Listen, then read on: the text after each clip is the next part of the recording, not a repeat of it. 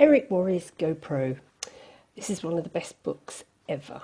As a network marketer, this is one of the best books ever. So I'm now going to read from chapter 4 for you, and the chapter is called Finding Prospects. When people look at network marketing, one of the biggest questions is, do I know anybody? They believe if they know a lot of people, they can have lots of success, and if they don't know a lot of people, they don't have a chance.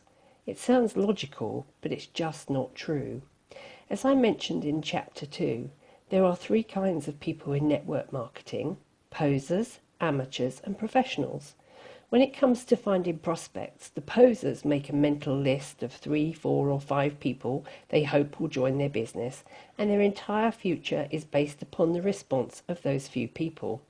If they're lucky enough to get one of them, they can extend the life of their career for a short time. They might even make another mental list of 3 or 4 people. Hopefully, they'll eventually decide to stop being a poser and upgrade to the amateur ranks.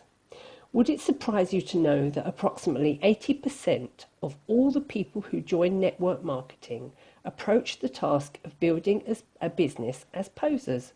It's true. 8 out of 10 distributors first approach their business with the poser mentality. They make a small mental list and see what happens. They never set out to develop the necessary skills. Your job is to make sure you're not one of them and to help your team do the same. Educate people, help them understand how powerful this opportunity can be if they treat it with respect. For the posers, their only real chance is luck, and that luck had better happen fast. The second group is the amateurs. Instead of a small mental list, these people make a written list, which is a step in the right direction. Let's say they make a list of 100 prospects. They charge out there with their excitement, but not a lot of skill. They begin prospecting and their lists begin to diminish. As it grows smaller and smaller, their anxiety level grows higher and higher. Their biggest fear is running out of people to talk to. I know that was my biggest fear. In my early 20s, my list wasn't anything to brag about. As I mentioned before, I tried to use my parents' contacts at the beginning, and it didn't take long for me to run out of names. Soon, everyone in my world knew what I was doing and had either said yes or no. It was scary. I felt like if I didn't find some great people from my list and find them soon, I was going to fail in this business. It never occurred to me that finding quality people to prospect was a skill.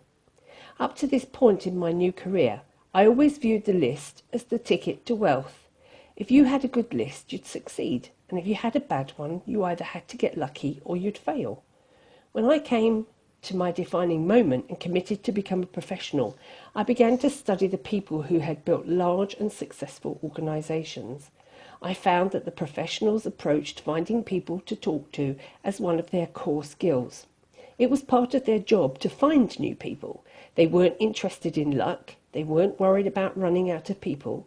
They developed the skill to make sure that that never happened. The professionals started with a written list, but then they made the focused commitment to never stop adding to the list. They created something called an active candidate list, and I'm going to show you how to do the same thing. One of the people who taught me how to do this well was Harvey Mackay, author of the huge best-selling book, How to Swim with the Sharks Without Being Eaten Alive. Harvey is a good friend, and he's also one of the best networkers in the world. I once asked him how he built such a large and influential list of friends, and he told me that at the age of 18, his father sat him down and said, "Harvey, starting today and for the rest of your life, I want you to take every person you meet, get their contact information, and find a creative way to stay in touch." And he's done that for over 60 years. And today his list of friends totals more than 12,000 people. And these aren't just social media friends, they're real friends, and I consider myself fortunate to be one of them. If you want to master this skill, follow these 4 simple steps. Step 1. Make your list as comprehensive as possible. Include every person you could think of. Every person. It doesn't matter if you think they're a prospect or not. Your database will be one of your most important assets. Everyone goes on the list. If they're negative, put them on your list. If you hate them, put them on your list. If they're your best friend, put them on your list. If they've said, I'll never be involved in network marketing, put them on your list. If they're 98 years old, put them on your list. If they're 18 years old, put them on your list. It's important to do this because as you empty your mind out on paper, it will make more room for new contacts to find room in there. When you write down your nephew, you'll begin to think about the circle of people around your nephew. All of these connections will become apparent to you as you make your list more and more comprehensive. Think about everything, every organisation you've ever been involved in, every group you've ever been a part of, and everything you've ever done.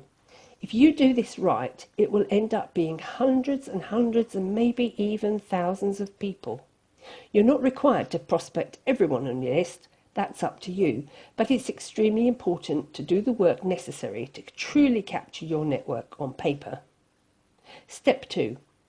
Have you heard of the concept that we're all only 6 contacts away from any person in the world?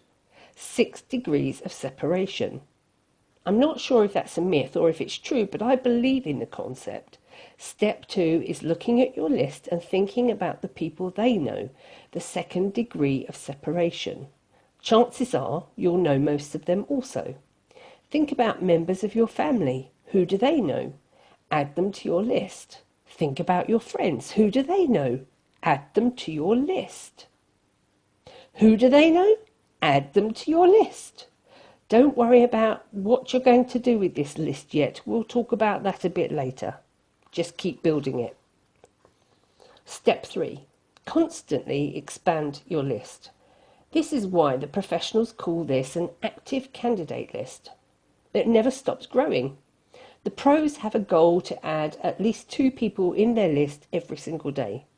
They may not prospect them, but as Harvey Mackay's father said, they go on the list and you should find a creative way to stay in touch. Harvey's book, Dig Your Well Before You're Thirsty, deals with this concept. If you think about this as a core skill, you'll realise it isn't very hard. You come into contact with people every day, just add them to your list. You meet people through online social media, add them to your list. You do business with new people, add them to your list. My friend Jordan Adler is the author of Beach Money, and he's also a 7-figure-a-year earner in network marketing. He's a master at step 3. He just lives his life and is always making new friends. And if you look at his business, almost all of the people he's recruited into his huge organisation are people he didn't know before he started his network marketing business. He's a pro. Professionals develop a high level of awareness. They pay attention to the world. They know they will be introduced to new people all the time. Posers and amateurs don't even notice. They just go through their day saying, "What people? I don't see any people." How hard would it be to raise your awareness and add 2 new people a day to your list? Think about it. If you did that 6 days a week, that is over 600 new people a year. Do that for 5 years and it's over 3,000 people. Can you see why professionals don't worry about running out of people to talk to? Please understand, I'm not saying you should assault these people with your pitch the moment you are introduced. Some people in network marketing make that mistake and it's not good. Just add them to your list, make friends, develop a connection, and when the time is right, you can help them understand what you have to offer. Step 4. Network on purpose. Professionals network on purpose. It's hard to meet new people if you're hiding from the world. Get out there, have some fun, join a new gym, have fun with a new hobby, volunteer for a cause that's important to you. Find places and organisations where you can meet new people. Not only will it be good for your business, but you'll also make some great friends.